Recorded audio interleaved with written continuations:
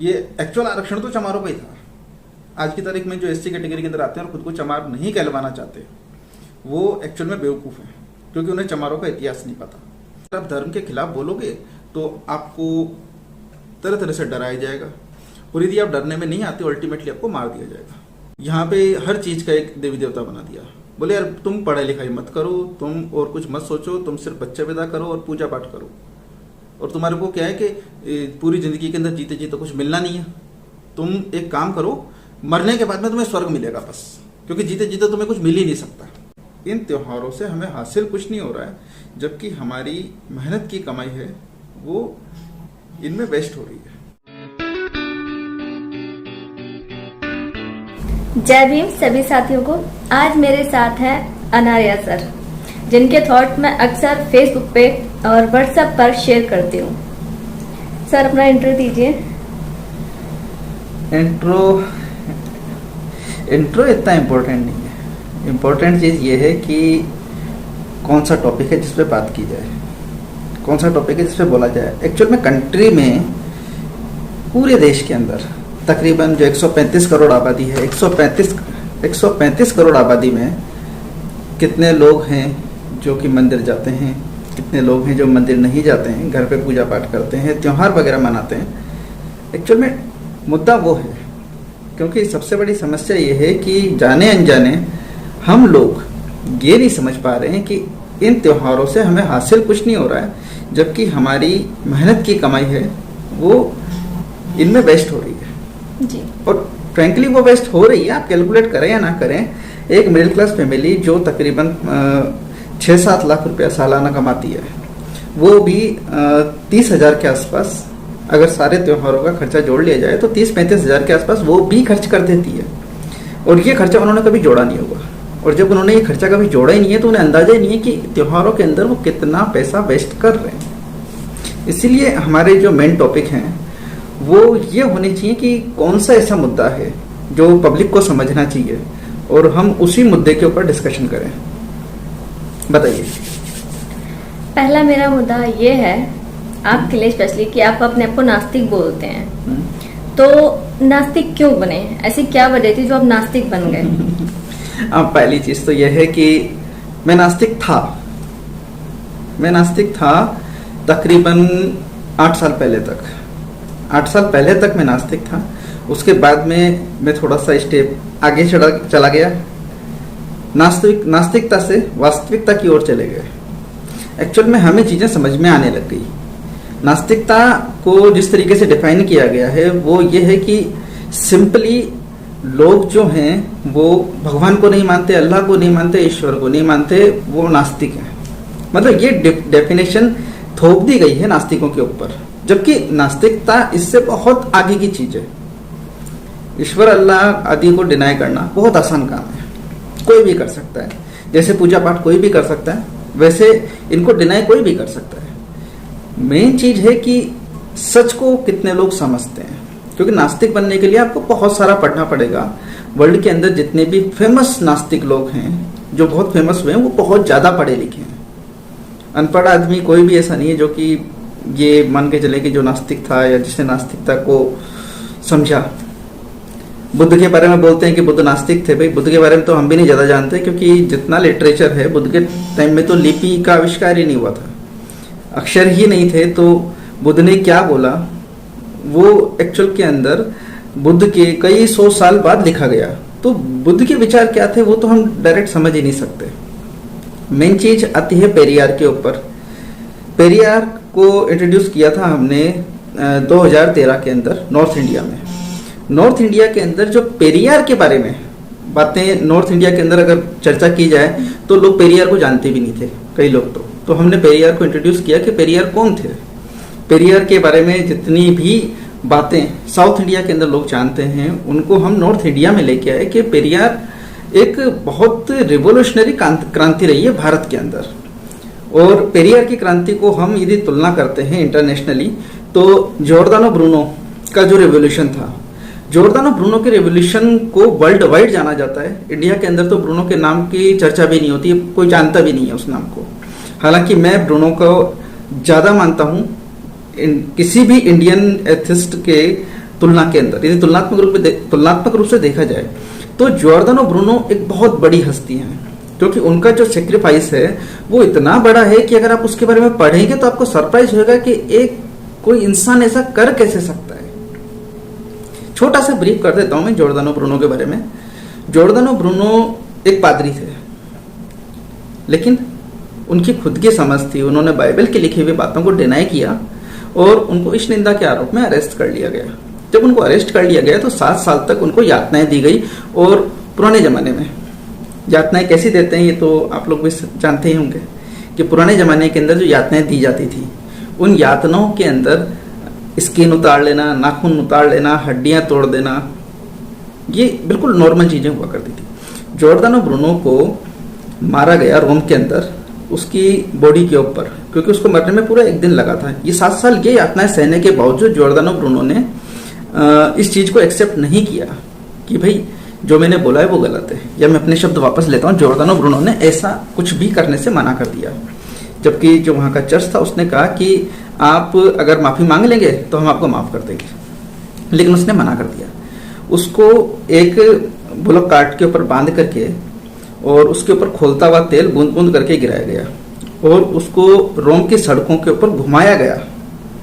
Bullock cart को रोम की सड़कों पे घुमाया गया ताकि लोग देखें कि यदि आप चर्च के यानी कि क्रिश्चियन जो धर्म है उस क्रिश्चियन धर्म के यदि अगेंस्ट जाते हो तो आपका अंजाम क्या होगा। और लोग डर की वजह से धर्म के खिलाफ ना बोले।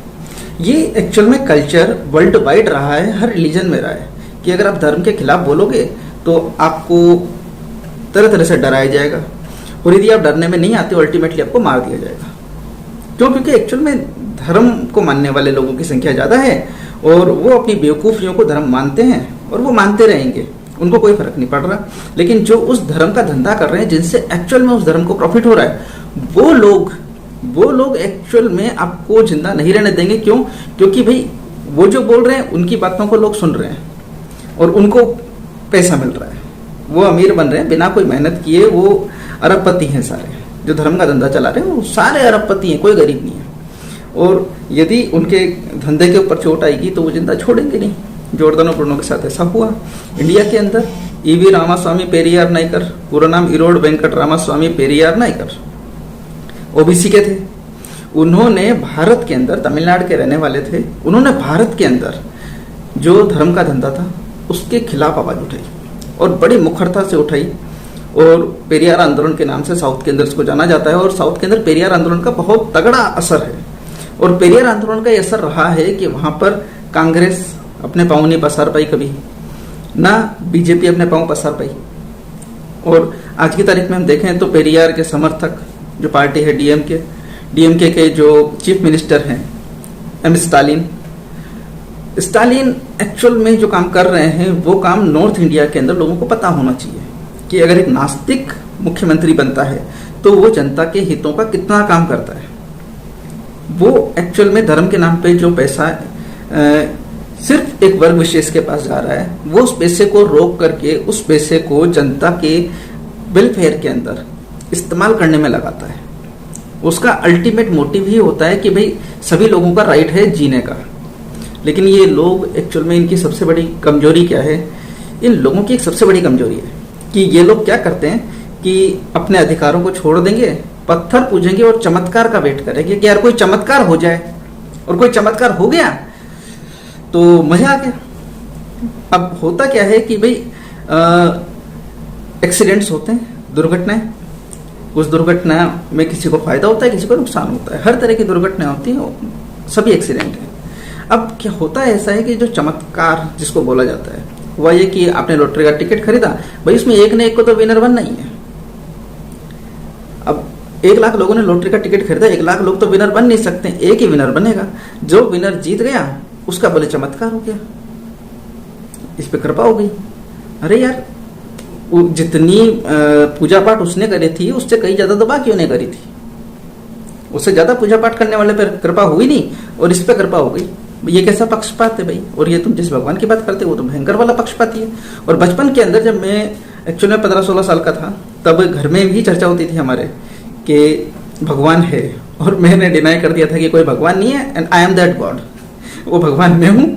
मेरी लाइफ के अंदर तो एटलीस्ट भगवान मैं ही हूँ, क्योंकि मेरी लाइफ में जो होगा वो उसकी पूरी रिस्पॉन्सिबिलिटी मेरी होगी, और जैसा मैं चाहूँगा मेरी लाइफ में वैसा होगा।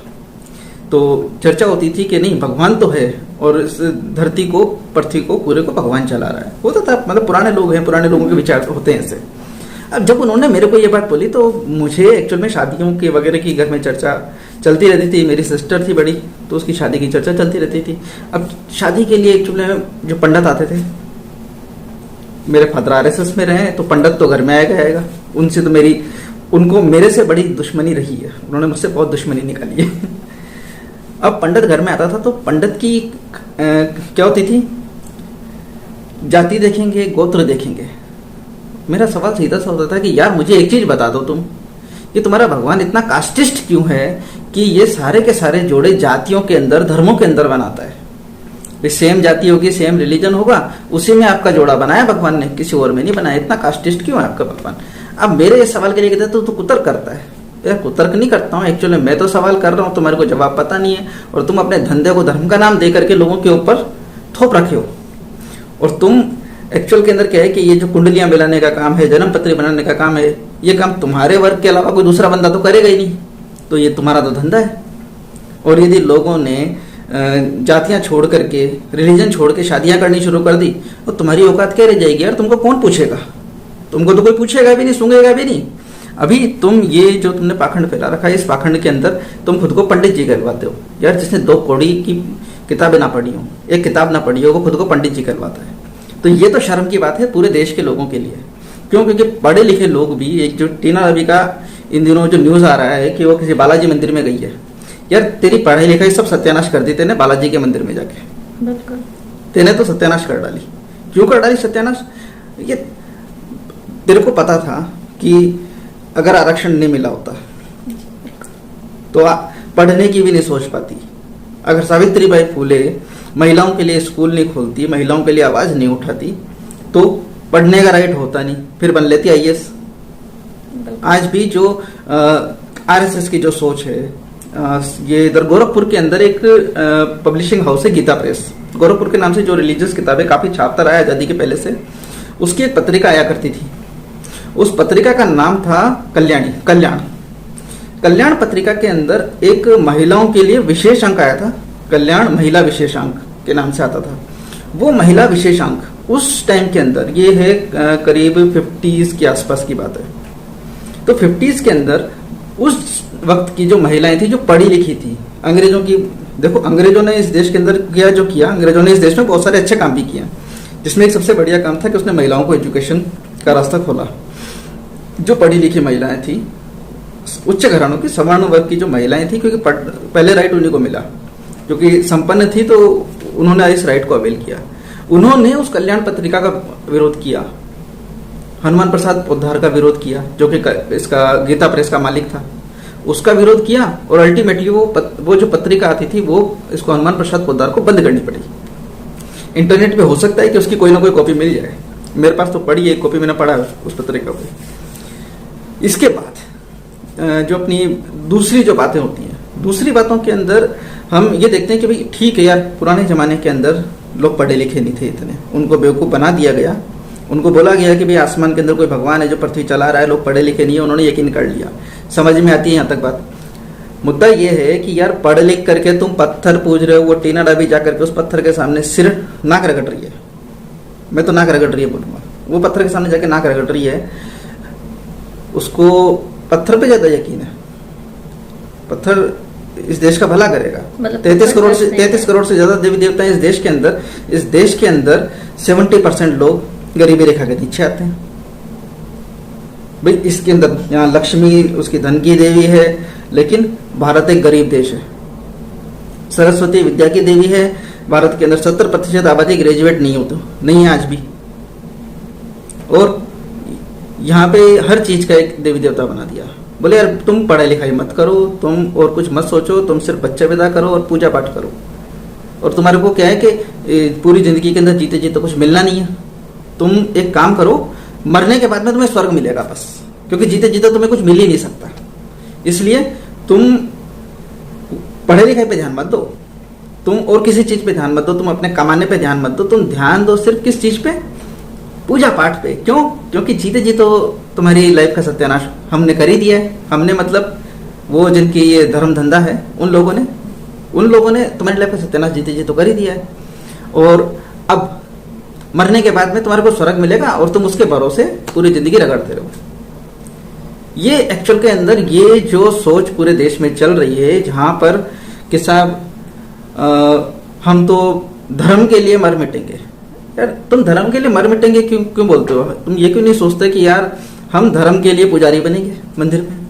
बनो जाके पुजारी मंदिर में, हम धर्म का धंधा हम करेंगे। ये क्यों नहीं सोचते? हम धर्म के लिए मर मिटेंगे। तुम बेवकूफ हो, चूतिया हो, लिटरली तुम चूतिया हो। अगर तुम धर्म के लिए ऐसा सोचते हो तो तुम चूतिया हो। तुम्हारे लिए और कोई शब्द है नहीं मेरे पास भी। मुझे 25 साल से ज्यादा हो गए हैं अपनी लाइफ के अंदर, ऐसी कोई चीज नहीं रही है जिसमें मैं सफल ना हुआ हूं। मैंने अपनी लाइफ के अंदर हर चीज में सफलता हासिल की। और पूजा पाठ दूर दूर तक का नाता नहीं है। बचपन में पीछा छूट गया इससे। इस बीमारी से मुझे बचपन में मुक्ति मिल गई। मेन चीज है, हाँ ये मुझे याद आया एक बात कि मैं एक्चुअल में क्या है कि जब घर में चर्चा हुआ करती थी तो मैं डिस्कशन के अंदर लॉजिक दिया करता था अपने कि भैया यार मेरा लॉजिक क्या है कि मैं भगवान को नहीं मानता हूँ। मेरा भी कोई लॉजिक होएगा, आप उस लॉजिक का जवाब दे दो, मुझे सेटिस्फाई कर तो मैं मानने लग जाऊंगा। तो एक बड़ा शानदार लॉजिक था कि एक बाप है, बच्चे हैं उसके 2-3। अब वो बड़ा नालायक निकम्मा बाप है, बेटे को मारता पीटता है। और जो उसकी बेटी है जो नाबालिग है 15-16 साल की है, वो उसका रेप कर डालता है रोज रात को। अभी आप सारे लोग, ये जो इस वीडियो को देखने वाले लोग हैं, ये सवाल उनके लिए है कि आप सारे लोग ये बताओ कि ऐसे बाप के बारे में आपका क्या विचार है। चलो इसको थोड़ा सा और मॉडिफाई कर देते हैं। वो खुद बेटे का रेप नहीं कर रहा, ठीक। एक्चुअल में क्या है कि बेटे और बेटी उसके घर में रहते हैं, बाहर के लोग आते हैं अड़ोसी पड़ोसी, उसकी बेटी का रेप उसकी आंखों के सामने कर जाते हैं। वो अपनी बेटी को नहीं बचाता, वो देखता रहता है, खड़ा खड़ा तमाशा देखता है। और वो रेप करने वाले रेप करके चले जाते हैं। अब ऐसे आदमी के लिए आप लोगों के क्या विचार होंगे, क्या ख्याल होंगे? भाई ऐसा बाप है, वो तो बाप है, उसके बच्चे हैं, बच्चों को चाहे जैसे रखे, ठीक है। लेकिन आप लोगों का क्या विचार होएगा ऐसे आदमी के लिए? और मैं डेफिनेटली कह सकता हूं कि 100% लोगों में से एक इंसान ऐसा नहीं होगा जो उस बाप की तारीफ कर देगा, जो भी बोलेगा कि वो हरामखोर है बाप, मर जाना चाहिए उसको। अब इसको अपन थोड़ा सा डाइवर्ट करते हैं, सिनारियो चेंज करते हैं। भगवान को सब बोलते हैं परमपिता, यानी कि बाप, सबका बाप। मंदिर के अंदर उसी की मूर्ति के सामने रेप हो जाता है, वो खड़े खड़े तमाशा देखता है, कुछ नहीं करता, बचाता नहीं है। आशिफा का हुआ था सेम इस्लाम में भी होता है, क्रिश्चियनिटी में भी होता है, सब में होता है। तो जब मैं भगवान बोलूँ तो उसको गॉड वर्ड मान लो, वो सबके लिए कम्युलेटिव है, एक ही वर्ड है वो गॉड। तो तभी ये ख्याल नहीं आता कि जिस पत्थर के सामने जाके नाक रगड़ के आए थे, उसी मंदिर में रेप हो गया, उसी पत्थर के सामने, वो बचा नहीं पाया। क्या औकात है उस पत्थर की? ये तो तुम्हारे सोचने की बात है ना। ये एक्चुअल के अंदर मैं तो बचपन के अंदर ही समझ गया था ये बात। तो मैंने तो एक्चुअल में इस बारे में सोचना ही बंद कर दिया कि यार इस फालतू की चीज में वक्त ही बर्बाद नहीं करना है, अपनी लाइफ के बारे में सोचो। अब ये कुछ एक्चुअल में ऐसी बातें थी जिन बातों को बोलना बहुत जरूरी था, क्योंकि मैं चाहता था कि यार लोगों के सामने ये बातें हैं। लोग क्या करते हैं कि बिना सोचे मंदिर जाएंगे, पूजा पाठ करेंगे, चमत्कार की उम्मीद करते करते पूरी जिंदगी गुजार देंगे। तुम्हारे बाप दादाओं ने गुजार दी यार पूरी जिंदगी, कौन सा चमत्कार हो गया? उनको देख लो ना, कि जिनके बाप दादा थे मंदिरों में रगड़ रगड़ रगड़ रगड़ के बुढ़े होके मर गए, उनका कुछ भला नहीं हुआ और उन्होंने ये बीमारी तुम्हारे को और सौंप गए कि भाई वो तो पूरी जिंदगी इस मूर्खता में लगे रहे और बच्चों को ठोक पींद करके उस मूर्खता की आदत लगा दी, और अब वो लगे हुए इस मूर्खता के अंदर। तो आप सोचो इस चीज को, खुद सोचो कि जब बाप को कुछ नहीं मिला तुम्हारे को क्या मिलेगा। ये बात अलग है, तुम्हारे अड़ोस पड़ोस में जितने भी मंदिर रहे होंगे, अपने बचपन से जो मंदिर देखे हैं, वो मंदिर बचपन में वो मंदिर कैसे थे? छोटे से, कहीं पे एक पत्थर गड़ा हुआ था, आज वहां बड़ा शानदार सा मंदिर बना हुआ मिलेगा। वो क्यों क्यों भी बड़ी भयंकर, वो उस मंदिर का जो पुजारी है वो तो जाने कौन सा धंधा बिजनेस करता है कि उसके पास तो दुनिया भर का पैसा आता है कि वो कुछ 10-12 सालों के अंदर आलीशान सा मंदिर खड़ा कर देगा, तुम पूरी जिंदगी एक घर नहीं खरीद पाओगे। शर्म आनी चाहिए तुम्हारे को फिर, क्योंकि वो तुम्हारे को चूतिया बना बना करके उसने मंदिर खड़ा कर लिया और तुम आज भी उस मंदिर में जाके पत्थर के सामने नाक रगड़ रहे हो। शर्म तो आनी चाहिए ना कम से कम, तुमको इतनी बात बोल रहे हैं तो तुम्हें शर्म आनी चाहिए। नीलेश जी, एक्चुअल में बात में डाइवर्ट होकर उधर चला गया, क्योंकि मुझे ऐसा लगता है कि पब्लिक बैठी है सामने और मैं पब्लिक को डायरेक्टली बोल रहा हूँ। बताइए। अच्छा, जो लोग धर्म परिवर्तन करते हैं उनके लिए आप क्या सजेस्ट करेंगे, क्या बोलना चाहेंगे कि वो किसी मतलब अपने धर्म को छोड़कर दूसरे धर्म में जाएं, या फिर वो नास्तिक बने, या फिर वो वास्तविक बने? बेसिकली ये जो बुद्धिस्ट है, जो इंडिया के अंदर बुद्धिस्ट का आजकल बहुत चल रहा है कि हिंदू धर्म से कन्वर्ट होकर बुद्ध बन जाओ, ये बन जाओ, बुद्ध की कृपा होगी, फलाना ढिमका। मैं आज तक नहीं समझ में आया, मुझे आज तक ये समझ में नहीं आया कि पेड़ के नीचे बैठ करके ज्ञान कैसे मिलता है। यार मैं किसी पेड़ के नीचे बैठा हूँ, आप किसी से डिबेट करा लो मेरी। इस देश का जो सबसे धर्म का जो सबसे तगड़ा ज्ञाता होगा उससे डिबेट करा लो। मैं किसी पेड़ के नीचे नहीं बैठा हूँ। मैंने 4 वेद पढ़े हैं, 16 पुराण पढ़े हैं, 3 उपनिषद पढ़े हैं, एक कुरान पढ़ी है, 3 हदीस पढ़ी है, बाइबल पढ़ी है, गीता पढ़ी है, रामायण पढ़ी है, 400 से ज़्यादा धार्मिक किताबें मैं अकेला पढ़ चुका हूँ। तो इतना मुझे पता है कि एक्चुअल में जो नॉलेज होगी वो किताबों में होगी। इसके अलावा मैं इंजीनियर हूँ, तो इंजीनियरिंग की पढ़ाई भी की है, तो दिमाग एक्चुअल में क्या है कि इंजीनियरिंग साइड में ज़्यादा सोचता है। टेक्निकल माइंड है, टेक्निकल चीज़ें समझ में आती हैं, और जिन चीज़ों में एक्चुअल में लॉजिक नहीं होगा वो चीज़ें एकदम बिल्कुल बकवास लगती हैं। कई बार मेरे को लोग बोलते हैं कि नहीं कोई ना कोई शक्ति तो है, और मैंने कहा यार तू छोड़, कोई ना कोई शक्ति तो है। मेन चीज़ ये है कि अगर उसको नहीं मानेंगे तो क्या बिगड़ जाएगा। सीधी सी चीज़ है, वो कोई ना कोई जो शक्ति है वो क्या काम आती है। मैं नहीं मानता हूँ, मेरे आज तक कोई काम ही नहीं है यार। तो बेसिक फंडा ये है कि कोई ना कोई शक्ति है वाला डायलॉग है किस काम का। जब वो किसी काम का नहीं है तो वो बोलने से फायदा क्या है। लोगों को ये भी आता है कि यार जो तुमने सवाल किया अभी मेरे को कि लोग धर्म परिवर्तन कर देते हैं, बिल्कुल उसी तरीके से है कि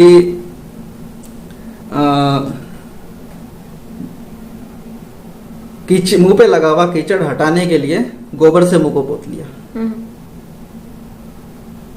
भाई सीधी सी चीज है कि आप एक मूर्खता से निकल के दूसरी मूर्खता में चले जाओगे। करनी वहां भी वही मूर्खता है, वहां भी वही पाँव छूने हैं, वहां भी वही एक मंदिर बना दिया है, क्योंकि देश भर में वो बौद्धों के मंदिर भी बन रहे हैं अब तो मंदिर बना दिया है। वहां जाके अगरबत्ती लगानी है, अगरबत्ती लगा के हाथ जोड़ के प्रार्थना करनी है कि हमारा भला करना। अरे यार पत्थर ही चेंज हुआ है, मतलब वो जो संगमरमर के पत्थर की और जो इसके ग्रेनाइट की जो मूर्तियां बनती हैं ज्यादातर मंदिरों में वही होती हैं। एक्चुअल के अंदर वो पत्थर सिमिलर होता है। वो जब इसके मूर्तिकार के पास जाता है तो वो मूर्तिकार को बोलेंगे ना कि भाई इसका तुमको ये वाला भगवान बनाना है, वो उसको तोड़ तोड़ के उसी भगवान की शेप में ला देगा। उसको बोलोगे कि साहब इसका बुद्ध बनाना है, वो बुद्ध बना देगा। तो वो एक्चुअल के अंदर लोग वो बौद्ध तो बन नहीं रहे हैं, बुद्ध जरूर बन रहे हैं। मैं भी सबको ये कहता हूँ, कई लोग जो बुद्धिस्ट मेरे से मिलते हैं वो कहते हैं कि यार तुम बौद्ध क्यों नहीं बन जाते। मैंने कहा यार बौद्ध क्यों बनूं, मैं ऑलरेडी बुद्ध बनना प्रेफर करूंगा ना, मैं तो ऑलरेडी बुद्ध हूँ, तो मैं बौद्ध क्यों बनूंगा, मैं ये बेवकूफ़ी क्यों करूंगा। और जितने भी लोग ये बौद्ध बनने की बात करते हैं उन लोगों को ये चीज़ कहूंगा कि तुम बौद्ध क्यों बनते हो, बुद्ध क्यों नहीं बनते। तुम बुद्ध बनो ना, तुम बुद्ध बनो। तुम्हारे को एक्चुअल में खुद को ज्ञान होना चाहिए। बुद्ध लॉजिक की बात करते थे। देखो बुद्ध के अंदर एक बड़ी अच्छी चीज़ थी, क्योंकि बुद्ध को मैंने जितना पढ़ा है उसके अंदर एक बड़ी शानदार चीज़ मिली है कि बुद्ध लॉजिक की बात करते थे कि लॉजिक तलाशना बहुत ज़रूरी है। आप लॉजिक तलाशो ना, हर चीज़ के अंदर आप लॉजिक तलाशोगे तो जाहिर सी बात है आपको ना बौद्ध वाला कंसेप्ट पसंद आएगा, ना आपको ये इस्लाम का कंसेप्ट पसंद आएगा, ना ये हिंदुइज्म का कंसेप्ट पसंद आएगा। और आज की तारीख में तो सबसे ज़्यादा गंदा कंसेप्ट ही हिंदुइज्म का है। मैं एक्चुअल में क्या है कि इंटरनेशनल हिस्ट्री है उसको भी मैंने पढ़ा है। तो इंटरनेशनल हिस्ट्री के अंदर एक बड़ी इंटरेस्टिंग चीज़ मिली मुझे अफगानिस्तान के बारे में कि 1960s के अंदर, ज़्यादा पुराना टाइम, ज़्यादा पुरानी बात नहीं है, तकरीबन 60 साल पुरानी बात है। 1960s के अंदर काबुल यूनिवर्सिटी जो अफगानिस्तान की कैपिटल के अंदर थी वो वर्ल्ड के टॉप 5 यूनिवर्सिटीज़ के अंदर काउंट होती थी। मतलब वर्ल्ड में जो टॉप यूनिवर्सिटीज़ हैं उसके भी जो टॉप 5 यूनिवर्सिटीज़ हैं उसमें काबुल यूनिवर्सिटी को काउंट किया जाता था। 1960s के अंदर इस्लाम खतरे में आया अफगानिस्तान के अंदर। कुछ नमूने थे। उन्होंने कहा कि नहीं साहब, पाश्चात्य संस्कृति का असर आ रहा है, इस्लाम खतरे में जा रहा है, ये जो लड़कियां हैं ये छोटे छोटे कपड़े पहन के घूमती हैं। इंटरनेट पे फोटो मिल जाएंगी, अगर आप सर्च करोगे अफगानिस्तान इन 1960s, अगर इसको आप सर्च करोगे तो आपको 1960s की अफगानिस्तान की काफ़ी सारी फोटो मिल जाएंगी, जिसके अंदर उस वक्त में 1960s के अंदर महिलाएं काफ़ी शॉर्ट्स पहनती थी, वेस्टर्न आउटफिट्स पहनती थी, और स्विमिंग पूल्स वगैरह के भी फोटो मिल जाएंगे जिसमें स्विमिंग पूल के अंदर महिलाएं नहा रही हैं पुरुषों के साथ में, और उनके फोटो क्लिक हो रहे हैं। एक्चुअली मेन चीज़ ये है कि उनके फोटो भी क्लिक किए जा रहे हैं। तो कुछ चमनचूतियों को ये लगा कि साहब इस्लाम खतरे में आ गया, और उन्होंने लोगों को मिसगाइड किया कि इस्लाम खतरे में आ गया है, इसलिए हमें इस्लाम की रक्षा करनी है। और जो एग्जिस्टिंग गवर्नमेंट है, जो कि जिसने कि इतना काम किया है कि अफगानिस्तान जैसी कंट्री के अंदर वर्ल्ड की टॉप 5 यूनिवर्सिटीज़ में से एक यूनिवर्सिटीज़ खड़ी कर दी है, वो सरकार घटिया सरकार है। उस सरकार को हटाएंगे और हम इस्लामिक तरीके से जो कानून है वो लागू करेंगे और इस्लाम के अनुसार देश को चलाएंगे। और इस्लाम ये है, इस्लाम वो है, इस्लाम ये है, इस्लाम वो है, वो तो पता नहीं। अफगानिस्तान क्या है वो एक्चुअल के अंदर आज अफगानिस्तान के लोग खुद इतने त्रस्त हैं कि वो खुद अफगानिस्तान छोड़ के भाग रहे हैं। तो ये हाल है। भारत के अंदर भी वही हाल हुआ कि साहब हिंदू खतरे में है, हिंदू धर्म खतरे में है, हिंदू खतरे में है। वो यार 2013 में कौन से हिंदू खतरे में थे? अव्वल तो पहला सवाल तो ये आता है कि सुप्रीम कोर्ट जब बोल चुका है कि Hindu is not a religion, तो आप कौन से रिलीजन की बात कर रहे हो? आपको एटलीस्ट हिंदू को रिलीजन का दर्जा तो देना चाहिए। वो जो फॉर्म वगैरह में आपने लिख दिया कि साहब हिंदू रिलीजन है, नहीं साहब, ऑफिशियली हिंदू आज भी रिलीजन नहीं है। काफ़ी सारे जो बौद्धिस्ट जो काफ़ी सारे जो नामचीन लोग हैं वो पहले ये बोल चुके हैं कि भाई हिंदू रिलीजन नहीं है, और अगर गवर्नमेंट हिंदू को रिलीजन बनाना चाहती है तो भाई ऑफिशियली हिंदू को रिलीजन बनाए। मेन चीज़ ये है, टॉपिक ये भी नहीं है, टॉपिक ये है कि इस देश में आखिरकार हिंदू कौन है, हिंदू है कौन इस देश में? आदिवासी हिंदू नहीं है। उसके बाद में शेड्यूल कास्ट, जिसको कि मैं पर्सनली जिसको कि चमार कैटेगरी बोलता हूँ, क्योंकि ये एक्चुअल आरक्षण तो चमारों का ही था। आज की तारीख में जो एससी कैटेगरी के अंदर आते हैं और खुद को चमार नहीं कहलवाना चाहते, वो एक्चुअल में बेवकूफ़ हैं, क्योंकि उन्हें चमारों का इतिहास नहीं पता। और उनको चमारों का इतिहास पढ़ना चाहिए कि चमारों का कितना गौरवशाली इतिहास रहा है। जम्मू कश्मीर से लेकर कन्याकुमारी तक उनका शासन रहा है किसी दौर के अंदर, और ज़्यादा पुरानी नहीं, 1000 साल पुराना मेरे को हिस्ट्री मिला। उसके अंदर ये सारी चीज़ें मिली हैं कि भाई चमारों के शासन रहे हैं, और जम्मू कश्मीर से लेकर कन्याकुमारी तक, यानी कि साउथ इंडिया तक रहे हैं। ये एक्चुअल में इंडिया तो कभी था ही नहीं, अंग्रेज नहीं आते तो इंडिया कभी बनता भी नहीं। इंडिया बनाया ही अंग्रेजों ने है, और यहाँ पे लोग अंग्रेजों को ही गाली देते हैं, मैं नहीं देता। अब मेन जो मुद्दा है कि इस देश में हिंदू कौन है? शेड्यूल कास्ट हिंदू नहीं है।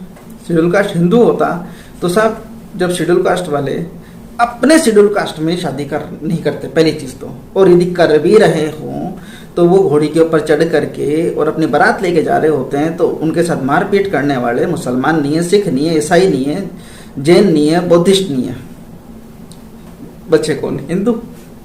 जो खुद को हिंदू कहते हैं वही हिंदू लोग उनके साथ मारपीट करते हैं, वो उनको घोड़ी नहीं चढ़ने देते। आज भी एक्चुअल में गांव के अंदर, कई गांव के अंदर टीवी में न्यूज़ भी आ चुकी है इसकी। कुछ एक जगह मैंने खुद ने देखा है कि जो एससी के लोग हैं उनको साफ चप्पल नहीं पहनने देते, चप्पल पहनने का राइट नहीं है उनको। यार फिर कौन से हिंदू? एससी तो हिंदू है ही नहीं। अगर एससी अपनी मेन आइडेंटिटी चमार आइडेंटिटी के साथ खड़ा होता है तो वो बहुत पावरफुल हो जाता है। क्यों? लेकिन एक्चुअल में हुआ उल्टा। जाटव जो कम्युनिटी थी, जो एक्चुअल में सबसे पहले मुखर हुई ब्राह्मणवाद के खिलाफ, और इन सारा जो ये रिलीजियस स्ट्रक्चर बना रखा है, इस स्ट्रक्चर के खिलाफ जाटव कम्युनिटी सबसे पहले खड़ी हुई। तो सब उसको चमार टेक किया गया, और जो एससी की कैटेगरी के अंदर ही जो दूसरी कम्युनिटीज हैं, उन कम्युनिटीज को नफरत फैलाई गई उनके प्रति कि वो तो चमार है। यार चमार नहीं है वो, एक्चुअल के अंदर चमार तो सारे ही हैं। 1931 की जो जनगणना थी, जिसके आधार पे एससी को रिजर्वेशन दिया गया, उस जनगणना के अंदर जो 15% आबादी थी वो चमार आबादी थी। उसमें क्लियर लिखा हुआ है कि देश के अंदर 15% चमार हैं। 15% चमार गए कहाँ पे? और यदि एससी कैटेगरी के अंदर ये जो आज तकरीबन 70-75% जो एससी कैटेगरी की आबादी है जो खुद को चमार नहीं मानती है, तो भाई आप लोग हो कौन? आपकी तो कोई आइडेंटिटी नहीं है। फिर तो आपकी कोई आइडेंटिटी बची नहीं है, क्योंकि 1931 के अंदर आपके पूर्वज तो चमार थे। आप चमार नहीं हो, आपके पास आइडेंटिटी नहीं है।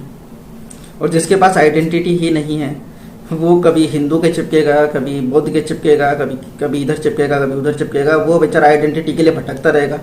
आदिवासियों ने एटलीस्ट एक काम अच्छा किया कि वो अपनी आइडेंटिटी के साथ खड़े हो गए कि हम आदिवासी हैं, हमें और किसी रिलीजन के साथ टैग नहीं किया जाए। तो कम से कम आदिवासियों ने ये काम बहुत अच्छा किया कि वो हिंदू भी नहीं है, मुसलमान भी नहीं है, सिख भी नहीं है, ईसाई भी नहीं है, कुछ नहीं है, वो सिर्फ आदिवासी हैं। उनके पास एक आइडेंटिटी है उनकी। सेम जो क्राइसिस है वो ओबीसी के साथ भी है। ओबीसी तेली होएगा, ओबीसी ये क्या कुम्हार होएगा, ओबीसी नाई होएगा। यार तुम एक्चुअल के अंदर इतनी खिचड़ी बन गए हो और गवर्नमेंट ने सबसे ज्यादा फायदा ओबीसी का ही उठाया है। ओबीसी का ही नुकसान किया है, ओबीसी का ही फायदा उठाया है। ओबीसी को ही इन्होंने डॉक्टर अंबेडकर के खिलाफ खड़ा किया, ओबीसी को ही पेरियार के खिलाफ खड़ा किया, ओबीसी को ही जो यूपी के ललित सिंह यादव थे उनके खिलाफ खड़ा किया। ललित सिंह यादव का नाम तो मुझे सरप्राइज ये होता है कि यादव कम्युनिटी के नेता ललित सिंह यादव के नाम से इतना डरते क्यों हैं। ललित सिंह यादव इतना बड़ा नाम है जिसने यादवों को पावरफुल बनाया है आज़ादी के बाद। इस देश में आज़ादी के बाद यादव इतने पावरफुल नहीं होते अगर ललित सिंह यादव नहीं होता। लेकिन अखिलेश यादव को भी ललित सिंह यादव के नाम से डर लगता है। वो ललित सिंह यादव का नाम अपने मुंह पे नहीं लेके आता और ये शर्म की बात है कि यार आप अपने ही महापुरुषों के नाम अपनी जुबान तक नहीं लेके आते हो और तुमको ये लगता है कि नहीं साहब हम अगर पत्थर नहीं पूजेंगे तो सब हमें वोट नहीं मिलेंगे। यार ठीक है, तुम एक चुनाव हार जाओगे, 2 चुनाव हार जाओगे, लेकिन अगर देश की जनता जागरूक हो गई ना तो उसके बाद ऐसा कोई चुनाव नहीं होगा कि जो तुम हारोगे, उसके बाद तुम हर चुनाव जीतोगे। ये पॉलिटिकल सिनारियो है, लेकिन एक्चुअल में वो लोग समझना नहीं चाहते। मेन चीज एक्चुअली पब्लिक का है। पब्लिक का मुद्दा ये है कि पब्लिक ये क्यों नहीं समझती है कि यार जिस हिंदू स्टेटस के पीछे वो भाग रही है वो हिंदू स्टेटस उनका है भी या नहीं। जैसे जैन कम्युनिटी है, जैन कम्युनिटी हिंदू नहीं है क्योंकि जैन अपने आप में एक रिलीजन है और वर्ल्ड का सबसे प्राचीन डॉक्यूमेंटेड रिलीजन है। बौद्ध रिलीजन से भी पुराना रिलीजन है जैन। हिंदू शब्द तो था ही नहीं कभी। हिंदू शब्द ना तो जैन लिटरेचर के अंदर है कहीं, ना बौद्ध लिटरेचर के अंदर है, ना इस्लामिक लिटरेचर के अंदर है। इन सब में कहीं भी हिंदू शब्द का जिक्र ही नहीं है। ये हिंदू शब्द आया कहां से? मुगलों के साथ आया था, पर्शियंस लेके आए थे वैसे, लेकिन मुगलों के आने के बाद में ये काफ़ी जगह डिस्कस हो चुका है और जो लोग सोशल मीडिया पे रहते हैं वो तो जानते भी हैं हिंदू शब्द आया कहाँ से था, तो मेरे अलग से बताने का कोई फर्क पड़ेगा नहीं। मेन मुद्दा ये है कि अगर आप हिंदू नहीं रहते आपका क्या बिगड़ जाता है। और जो दूसरा सबसे बड़ा मुद्दा है जो एक्चुअल के अंदर इस पूरे वीडियो के अंदर सबसे इंपॉर्टेंट मुद्दा रहेगा, वो मुद्दा यह है कि अब 2022 के अंदर जो जनगणना 2021 में होनी थी वो जनगणना होगी 2022 के अंदर, और जो जनगणना 2022 में होगी उस जनगणना के अंदर लोगों से पूछा जाएगा कि साहब हमको आपकी जाति तो नहीं पता करनी क्योंकि उससे हमें फायदा नहीं है, हमको आपका रिलीजन पता करना है क्योंकि हमें हिंदू मुस्लिम करना है। और अगर आप लोग हमें बता दोगे देश में हिंदू कितने हैं, मुसलमान कितने हैं, तो हम उनको पिछली बार की जनगणना के आंकड़ों से तुलना करेंगे कि देखो हिंदू कम हो गए हैं, मुसलमानों की संख्या बढ़ गई है और अब हिंदू खतरे में है और सब लड़ो और मरो। नेता क्या है, नेताओं के बच्चे वो थोड़े मरते भी नहीं है। अभी जो लखीमपुर कांड हुआ, लखीमपुर कांड के अंदर भी वो गृह राज्य मंत्री अजय मिश्रा का बेटा वो थोड़ी नहीं मरा है, ड्राइवर मरा है। तो मेन चीज ये है, आम आदमी मरने के लिए है और तुम बेवकूफ लोग आपस में लड़ के मर जाओ। जबकि ये नहीं देखते कि इस देश में इस्लाम आया। सब जानते हैं कि बाबर पहला आक्रमणकारी था, मुगल आक्रमणकारी था। तो बाबर के आने के साथ में इस देश के अंदर इस्लाम की एंट्री हुई ऑफिशियली। बाबर तो 12,000 सैनिक लेके आया था। इब्राहिम लोदी को हराने के बाद में जो 12,000 सैनिक थे वो सैनिक तो वापस लौट भी गए थे, वो यहाँ रुके भी नहीं, वो अपने बीवी बच्चों के पास लौट गए। वो बीवी बच्चों को लेके यहाँ के नहीं बसे। बाबर ने जब शासन किया तो जो यहाँ पर पहले जो वेदों के अंदर लिखा हुआ है ब्राह्मण धर्म, जो टीवी वाली जो रामायण चलती थी रामानंद सागर की, बचपन में देखी थी हमने, उसके अंदर भी ब्राह्मण धर्म का ही जिक्र मिलेगा तुम्हें कि ब्राह्मण धर्म की रक्षार्थ।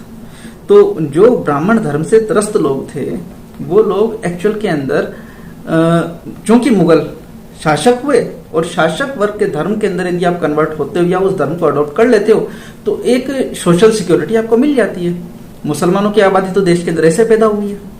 कुछ लोगों ने साहब शौक के अंदर इस्लाम अपनाया, कई राजपूत हैं। मुसलमानों के अंदर भी एक्चुअल में वही कास्ट सिस्टम है जो कास्ट सिस्टम ब्राह्मण रिलीजन के अंदर था, सेम कास्ट स्ट्रक्चर यहाँ इंडिया के इस्लाम के अंदर भी आया। क्यों? क्योंकि एक्चुअल के अंदर यहीं से स्प्लिट होके लोग उधर गए, और वो जब गए तो एक्चुअल के अंदर जो ब्राह्मण धर्म के अंदर जो so called high caste people थे, वो अपनी हाई स्टेटस जो था, जो हाई स्टेटस को छोड़ना नहीं चाहते थे, तो वो इस स्टेटस के साथ में इस्लाम के अंदर गए, और ये स्टेटस वहां पे भी लागू हो गया। समझने के लिए समझा जा सकता है कि भाई जैसे कि जो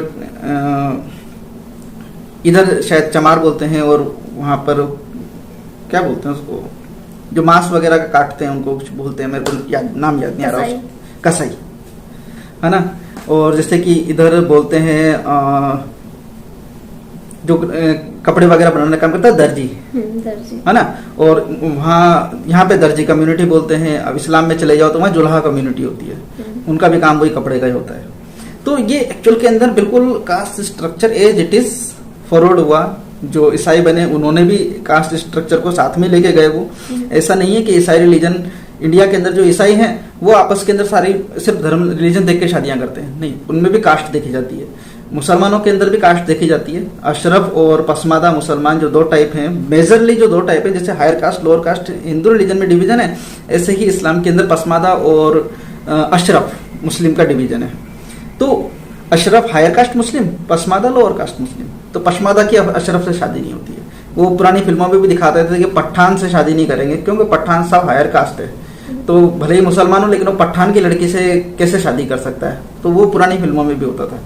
तो ये स्ट्रक्चर एक्चुअल के अंदर हमारे पे थोपा गया, और हम इस स्ट्रक्चर को फॉलो कर रहे हैं। क्यों? क्योंकि साहब हम उस रिलीजन के अंदर खड़े हैं, इसलिए हमें फॉलो करना पड़ेगा। और यदि हम उस रिलीजन, उस स्ट्रक्चर से बाहर निकल जाते हैं, तो हमारे पे कोई मजबूरी नहीं रहती है कि हम उस सिस्टम को फॉलो करें। अब ये समझने के बाद आप लोगों की है कि क्या आप इस चीज को समझेंगे। और मेन जो मुद्दा था अपना कि नेक्स्ट अगले साल जो जनगणना होगी, जनगणना के अंदर हम सरकार को क्यों बताएं कि इस देश के अंदर कितने हिंदू हैं, कितने मुसलमान हैं, कितने सिख हैं, कितने ईसाई हैं, या कितने बौद्धिस्ट हैं, कितने जैनी हैं। क्यों बताएं सरकार को? सरकार क्या करेगी इन आंकड़ों का? सरकार को ये आंकड़े चाहिए क्यों? अव्वल तो सवाल यही है कि सरकार को ये आंकड़े चाहिए ही क्यों? भाई इनके इस रिलीजियस कैटेगरी के अंदर कोई रिजर्वेशन तो है नहीं, ना रिलीजियस कैटेगरी के अंदर टिकट्स दिए जाते हैं, टिकट भी नहीं दिए जाते तो सरकार को, और ना ही रिलीजियस कैटेगरी का कोई बेनिफिट दिया जाता है। ऐसा तो है नहीं कि भाई आबादी के अनुपात के अंदर आपको कोई स्पेशल रिजर्वेशन दे दिया हो। तो सरकार को ये रिलीजियस आंकड़े चाहिए क्यों? सिवाय इस एक चीज के कि भाई हिंदू मुस्लिम करना है। और ये हिंदू मुस्लिम इसलिए बोल रहा हूँ क्योंकि एक्चुअल के अंदर हर पॉलिटिकल पार्टी का, हर नेशनल पॉलिटिकल पार्टी का मुद्दा यही है, हिंदू मुस्लिम। कोई सिर्फ चले जाओ, चाहे समाजवादी पार्टी हो, चाहे बीएसपी हो, चाहे बीजेपी हो, चाहे कांग्रेस हो, ये हिंदू मुस्लिम से बाहर तो इनमें से कोई भी नहीं निकल रहा। और ये ताजुब की बात है, कोई भी एक्चुअल में नेता ये खड़ा होकर के अगर ये बोल देना कि साहब हमें धर्म की जरूरत ही नहीं है, हमारी आइडेंटिटी ह्यूमन है, हम इंसान हैं और हमको इंसान की तरह ट्रीट करना है और हम लोगों को इंसान ही समझेंगे, कोई जातिवादी कुछ नहीं होगी।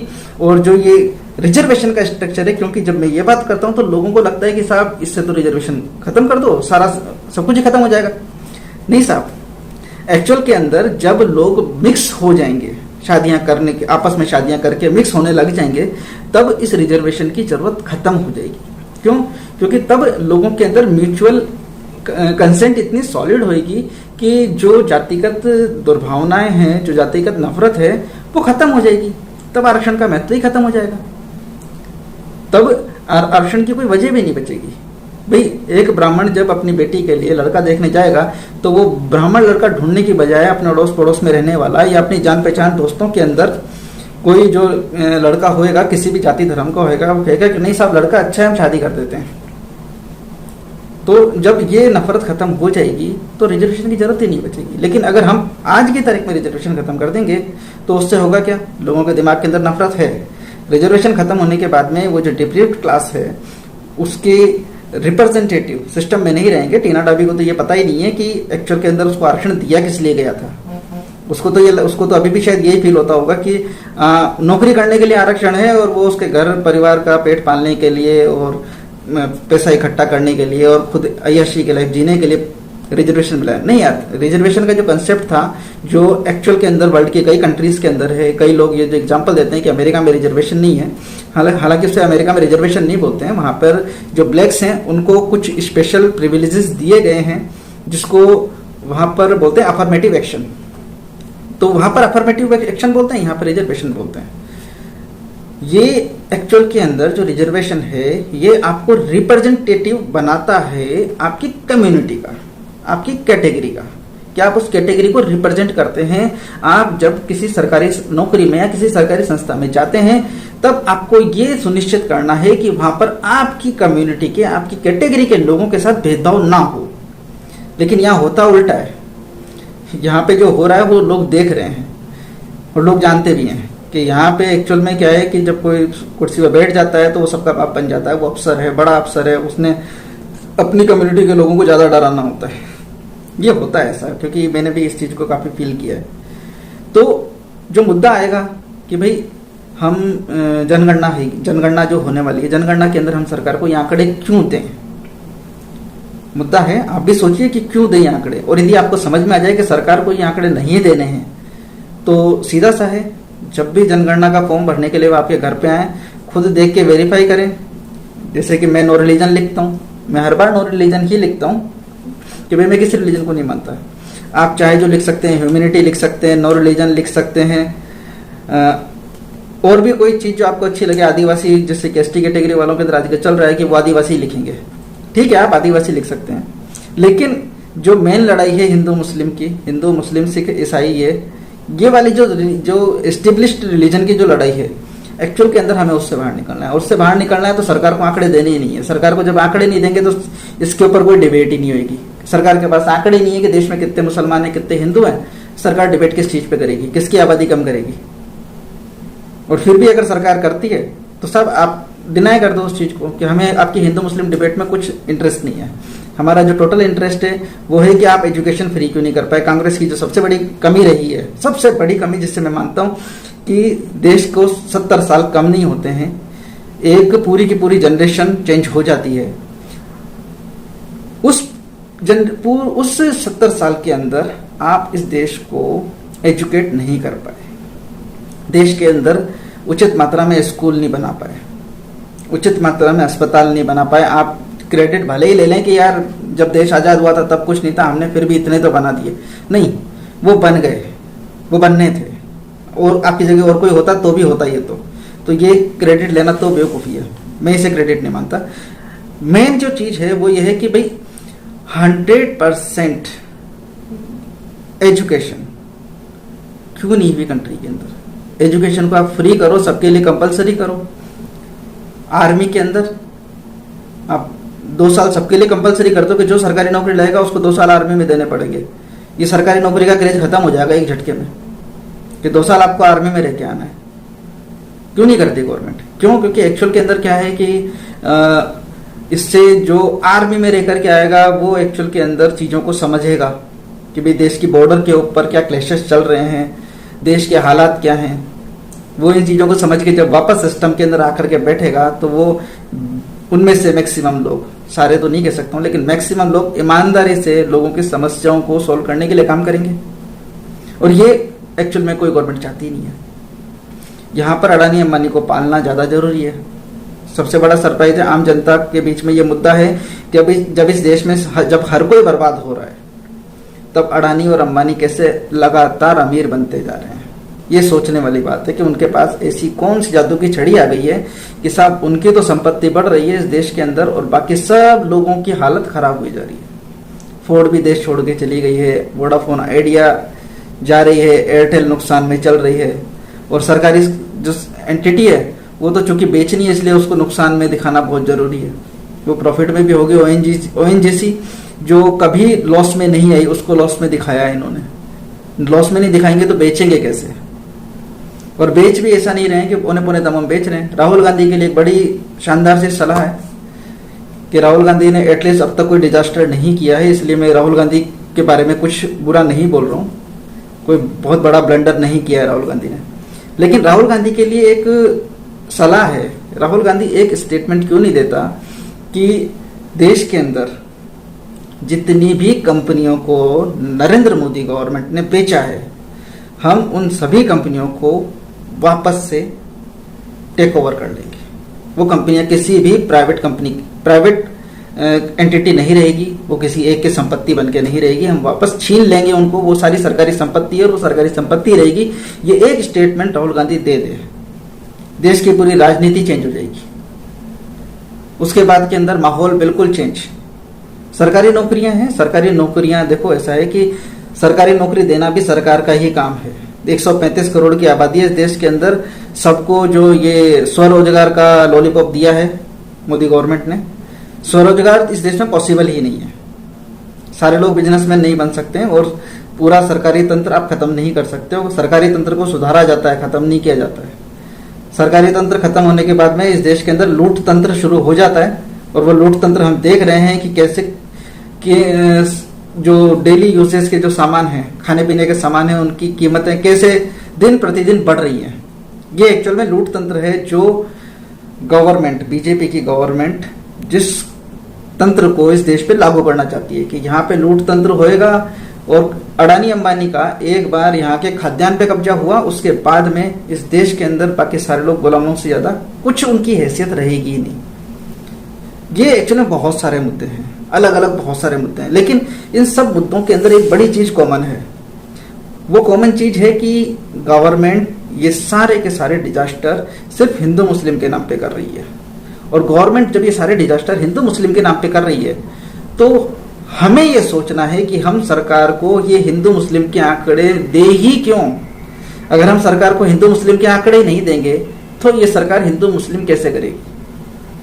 अगर इस देश की 30%, 25-30% आबादी ने भी आंकड़े नहीं दिए ना, गवर्नमेंट हिल जाएगी कि भाई इस देश के अंदर 25-30% आबादी ऐसी है जो ना हिंदू है ना मुस्लिम है, न सिख है ना बौद्ध है ना ईसाई है, कुछ नहीं है वो।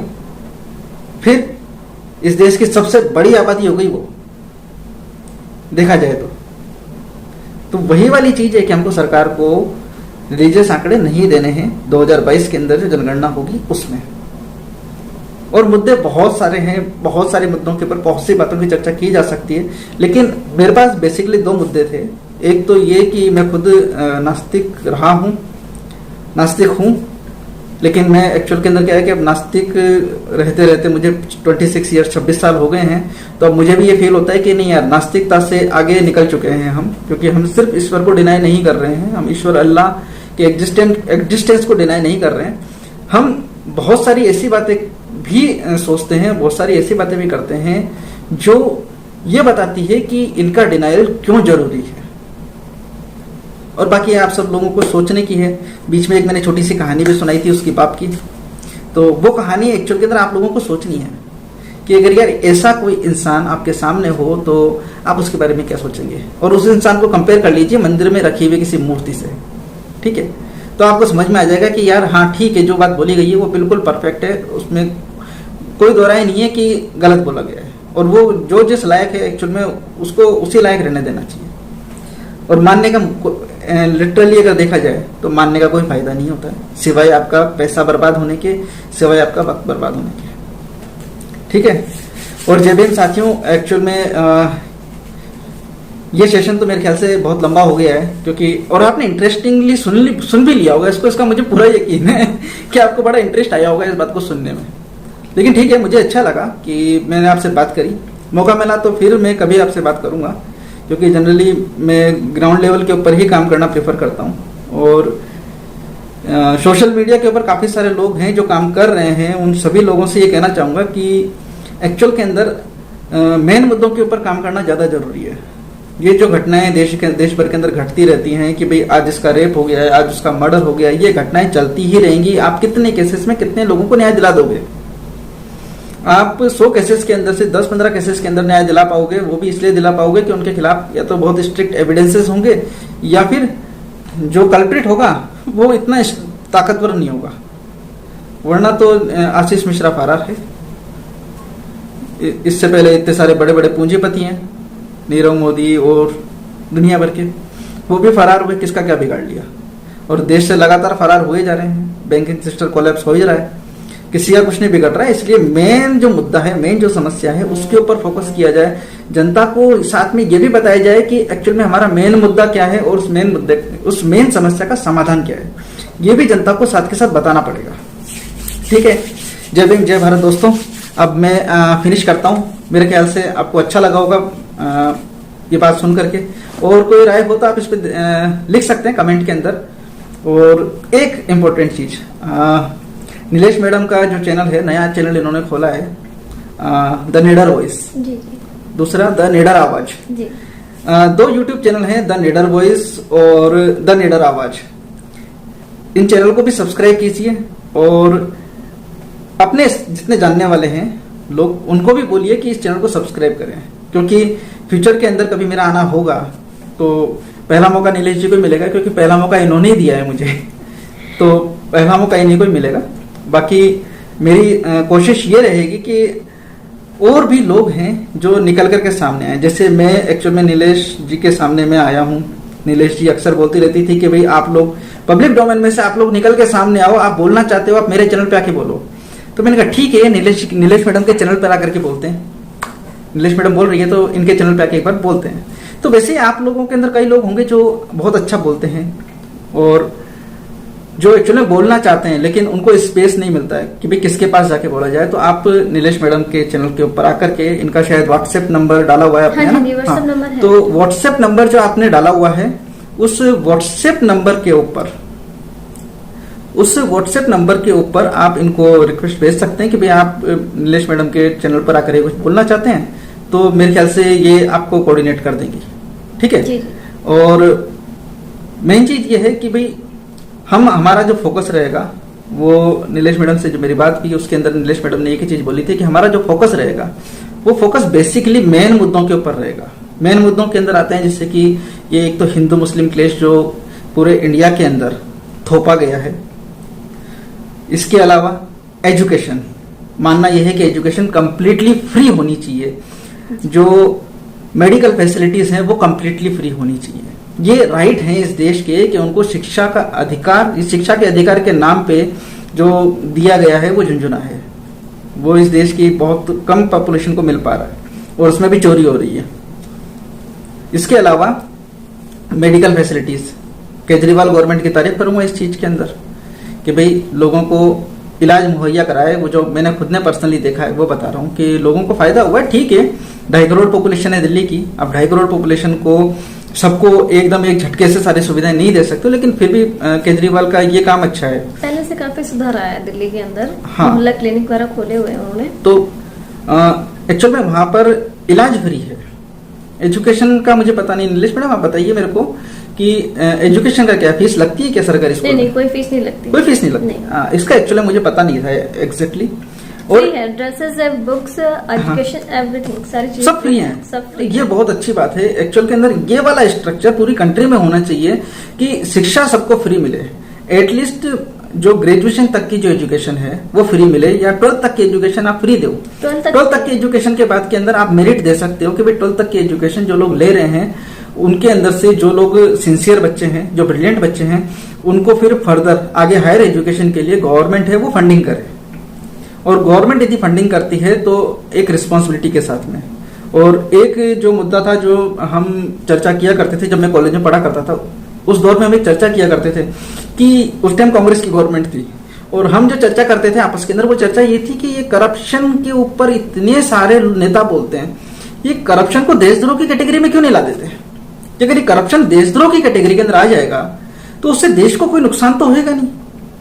जिन लोगों के खिलाफ करप्शन के सीधे सीधे एविडेंस हैं उनको देशद्रोही घोषित किया जाए, उनकी पूरी संपत्ति जब्त की जाए। देश से मत निकालो यार, मरने तो देश के अंदर पड़े रहने दो, भिखारी बन के पड़े रहने दो, कोई टेंशन नहीं है उनको। ना उनके ऊपर क्या बोलते हैं, ना उनको रोजगार मिलेगा, ना कुछ कहीं कुछ और होगा। एक्चुअल के अंदर लोगों को अंदर रिश्वत देने को लेकर के डर तभी पैदा होएगा कि जब उन्हें पता पड़ेगा कि यार रिश्वत लेना एक्चुअल में देशद्रोह है। देते तो लोग मजबूरी में भी है, लेकिन रिश्वत लेना देशद्रोह है और रिश्वत लेने पर एक्चुअल में देशद्रोह का केस बन गया। और आजकल सबके मोबाइल में कैमरे हैं, कोई भी रिकॉर्ड कर सकता है, कहीं भी रिकॉर्ड कर सकता है।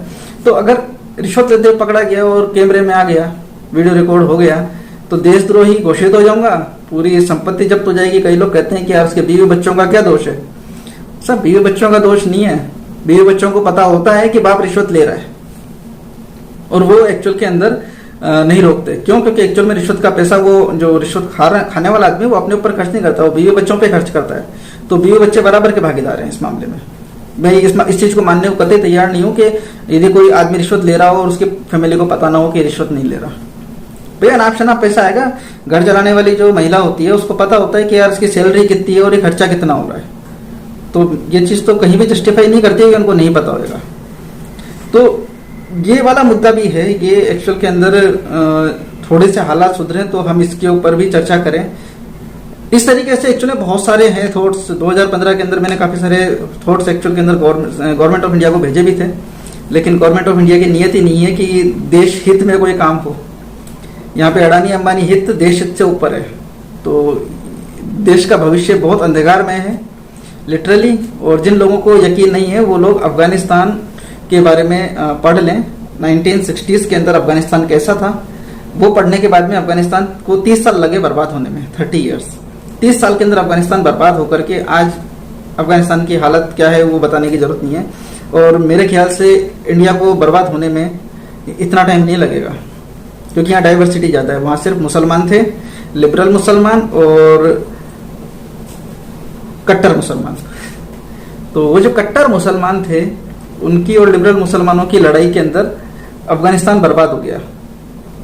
अब ये एक्चुअल में आपके ऊपर डिपेंड करता है कि आप क्या कर सकते हैं।